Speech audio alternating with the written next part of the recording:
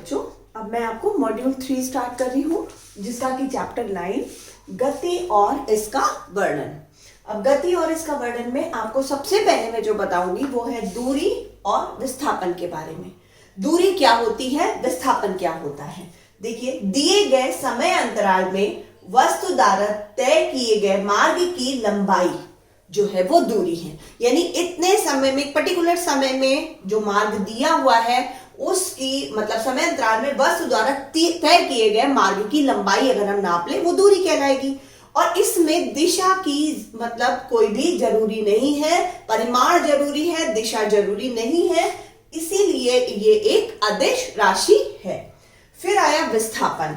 विस्थापन एक निश्चित दिशा में दो बिंदुओं के बीच की लंबवत दूरी विस्थापन कहलाती है। अब या एक निश्चित दिशा में, जैसे कि दिशा जरूरी है परिमाण के साथ साथ, तो इसलिए ये एक सदिश राशि है। अच्छा, विस्थापन को हम दो बिंदुओं के बीच की न्यूनतम दूरी यानी सबसे कम दूरी भी विस्थापन कहलाती है। अब मैं आपको डायग्राम से समझाऊंगी। जैसे कि यहां पर एक फर्स्ट नंबर का डायग्राम है। अब यहां पर ए पॉइंट पे एक चीज स्टार्ट होती है चलना और उसको बी पॉइंट पे आना है। अब उसके पास तीन रास्ते हैं। एक इधर से भी आ सकता है, वो ये देख रहे हैं। एक रास्ता यहां से भी जा सकता है और एक रास्ता ये है। ठीक है, तो चाहे वो इधर से गया, चाहे वो यहां से गया या वो यहां से गया, तो उसका विस्थापन क्या हुआ। देखिए, यहां से यहां ही तो हुआ, तो दूरी अलग अलग हो सकती है, लेकिन देखिए विस्थापन जो है वो क्या बोला इन्होंने कि एक निश्चित दिशा में दो बिंदुओं के बीच की लंबवत दूरी या न्यूनतम दूरी, यहां से यहां पहुंचने की सबसे कम दूरी कौन सी है, ये। तो विस्थापन बस यहां से यहां कहलाएगा। दूरी उसने यहां गई, यहां अगर हम यहां 10 मान लीजिए ये 20 मीटर की दूरी है, ये 10 मीटर की दूरी है, तो टोटल दूरी कहां उसने, अगर इधर से आएगा तो 30 मीटर दूरी वो टोटल तय करेगा। और अगर इधर से आया तो मान लीजिए ये 30 मीटर की है, फिर ये 30 मीटर की है, तो टोटल उसने 60 मीटर की दूरी इधर तय करी। ठीक है, लेकिन विस्थापन कहां हुआ, विस्थापन सिर्फ ये हुआ। ठीक है, तो विस्थापन मान लीजिए यहां से यहां की दूरी हम 10 मीटर, ज्यादा से ज्यादा 10 मीटर होगी, अगर यहां से यहां 20 है। ठीक है, तो विस्थापन जरूरी नहीं है। इससे हम क्या निष्कर्ष निकालते हैं कि जरूरी नहीं है कि विस्थापन और जो दूरी तय की गई दूरी है वो हमेशा बराबर हो। अब दूसरा पॉइंट हम लेते हैं। मान लीजिए एक चीज यहां से शुरू करती है ए, फिर वो बी पॉइंट पे आती है, सी पॉइंट पे आती है, डी पॉइंट पे आती है, ई पॉइंट पे आती है और एफ पॉइंट पे आती है। ठीक है, यहां 10 मीटर चली, यहां से यहां की दूरी 10 मीटर, यहां से यहां की दूरी भी 10 मीटर, यहां से यहां की दूरी 20 मीटर मान लीजिए, और यहां से यहां की दूरी फिर 10 मीटर। तो टोटल उसने दूरी कितनी तय करी, 10, 20, 30, 40, 50, 60, यानी 60 मीटर की दूरी तय करी। ठीक है, लेकिन विस्थापन उसका कहां हुआ, यहां से यहां, यानी एफ पॉइंट से। विस्थापन क्या होता है, दूसरी चीज ये भी है कि प्रारंभिक पॉइंट और अंतिम पॉइंट, यानी अंतिम पॉइंट जहां पर हम पहुंचते हैं वहां से प्रारंभिक पॉइंट तक की दूरी या प्रारंभिक पॉइंट से अंतिम पॉइंट तक की दूरी जो होती है वही विस्थापन होता है। तो यहां से यहां की जो दूरी होगी, विस्थापन सिर्फ उतना ही होगा। दूरी यहां से यहां तक पूरी काउंट करी जाएगी, लेकिन विस्थापन कितना हुआ, सिर्फ 10 मीटर ही हम मानेंगे। ठीक है, जैसे कि एक गोलाई में पूरी एक पॉइंट, अगर हम एक साइकिल का टायर लेते हैं, उसमें एक जगह निशान लगा दीजिए, तो वो साइकिल का टायर पूरा घूम के आएगा एक राउंड। ठीक है, लेकिन दूरी तो उसने तय कर लिया, साइकिल आगे पहुंची, बट जो उसका टायर का खुद का जो विस्थापन हुआ वो क्या हुआ, वहीं से वहीं पर। ठीक है, ये हुआ। अब यहां पर दूरी और विस्थापन के पॉइंट आपने देखे। अब कुछ पॉइंट और, जैसे कि अब यहां पर देखिए, अब एक वस्तु कोई भी चीज मतलब मोशन करने वाली ए पॉइंट से बी पॉइंट की ओर जा रही है, तो यहां पर दूरी क्या होगी, ये पूरी दूरी होगी और यही विस्थापन होगा उसका। अब दूसरी वस्तु ए पॉइंट से चली, बी पॉइंट पे पहुंची और फिर बी से वो सी पॉइंट पे आ रही है, तो दूरी क्या हुई, ए से बी की दूरी पूरी नापी जाएगी, फिर बी से सी तक की दूरी नापी जाएगी। तो ये पूरी दूरी हो गई, लेकिन विस्थापन कहां हुआ? ए से बी तक, ए से सी तक, सॉरी ए से सी तक ही तो विस्थापन, पहले वो बी पे गई फिर सी पे आई, तो विस्थापन ये यहां से खिसक के यहीं तो पहुंची है ना, लेकिन दूरी उसने वहां से तय करी। तीसरी पोजीशन में एक वस्तु ए से बी पे गई फिर बी से सी पर आई, ठीक है।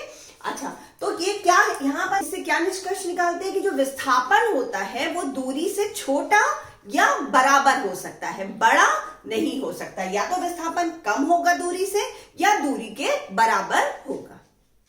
विस्थापन दूरी के बराबर कब होता है? तब होता है जब वस्तु सरल रेखा में चल रही हो। जैसे देखिए यहां से यहां गई और उसने अपनी दिशा नहीं चेंज करी, ठीक है, और अपनी दिशा नहीं चेंज करी, सरल रेखा में यहां से आ गई, तो यहां से यहां तक की दूरी भी है और वही उसका यहां से यहां विस्थापन भी है। यहां पर उसने अपनी दिशा चेंज करी तो विस्थापन बदल गया, दूरी ज्यादा रही, विस्थापन बहुत कम हुआ। अब तीसरा पॉइंट क्या होगा कि यदि वस्तु सरल रेखा पर गति नहीं करती है तो विस्थापन दूरी से कम होता है। अगर सरल रेखा में गति नहीं करती है, मान लीजिए कि अब यहां पर भी तो आप कई पॉइंट देख चुके हैं कि यहाँ सरल रेखा पे यहां भी गति नहीं कर रही है, तो यहां देखिए, ठीक है। अब आप ये भी मान लीजिए कि ये वस्तु यहां चली, यहां गई और यहां ये देखिए यहां आ गई। अब ये सरल रेखा पे नहीं चल रही है तो इसका विस्थापन यहां, ये देखिए यहां है, लेकिन दूरी यहां से यहां। तो क्या होता है, यदि वस्तु सरल रेखा पर नहीं चलती है तब उसका विस्थापन जो है वो दूरी से कम होता है।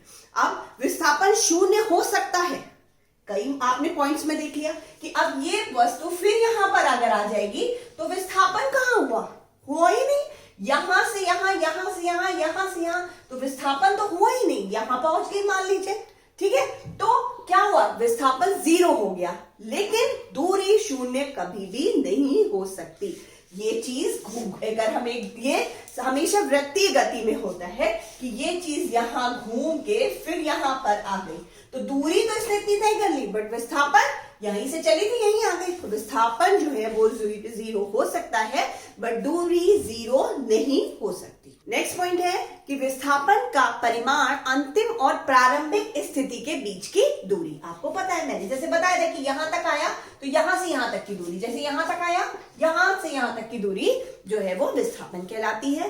दूरी पथ पर निर्भर करती है, दूरी हमेशा रास्ते पर निर्भर करती है, जबकि विस्थापन किस पे निर्भर करता है कि उसका प्रारंभिक पॉइंट और अंतिम पॉइंट जो पड़ाव है वो कहां है, उसके बीच की जो है वो डिस्टेंस, उसके बीच की दूरी क्या है, ठीक है, सिर्फ वो विस्थापन होता है। जबकि दूरी पथ पर, यानी वो यहां से यहां घूम के आई तो इस पर निर्भर करी, यहां से यहां घूमी तो इस पर निर्भर करी, यहां से यहां घूमी तो इस पर निर्भर करी, पर विस्थापन सिर्फ यहां से यहां तक की दूरी पर निर्भर करा, विस्थापन सिर्फ यहां से यहां पर, ठीक है। अच्छा, अब हम कुछ जैसे देखिए चाल जो कि दूरी और विस्थापन से ही बने हैं। अब आपको पता है कि विस्थापन के लिए हमें दिशा की परिमाण के साथ साथ दिशा की भी जानने की जरूरत है। तो जो विस्थापन है एक सदिश राशि है, दूरी एक अदिश राशि है जिसमें दिशा का ज्ञान होना आवश्यक नहीं है, ठीक है। अब चाल, किसी वस्तु के विस्थापन की दर को चाल कहते हैं। चाल बराबर क्या होता है, दूरी बटे समय। पर्टिकुलर समय में जैसे बताया गया, दिए गए समय अंतराल में वस्तु द्वारा तय की गई लंबाई, तो समय अंतराल में जो लंबाई दूरी करी गई है उसी से हम चाल निकालेंगे। चाल बराबर वही लंबाई यानी वही दूरी बटे समय। और चाल भी एक अदिश राशि है क्योंकि इसमें दूरी को देखा गया है। अब वेग क्या है, किसी वस्तु के विस्थापन की दर को या एक निश्चित दिशा में प्रति सेकंड वस्तु द्वारा तय की गई दूरी, एक निश्चित दिशा में प्रति सेकंड तय की गई दूरी जो है वो विस्थापन कहलाती है, यानी दिए हुए समय में भी यहाँ पर, लेकिन दिशा ज्ञात होनी यहाँ पर जरूरी है। वेग एक सदिश राशि है, क्यों, क्योंकि वेग हम कब निकालते हैं, विस्थापन को लेकर निकालते हैं, ठीक है। तो चाल बराबर दूरी बटे समय, वेग में भी दूरी बटे समय ही आता है, ये दोनों ही मीटर प्रति सेकंड जो है वो होते हैं, ठीक है। तो चाल बराबर दूरी बटे समय और वेग बराबर भी दूरी बटे समय ही होता है।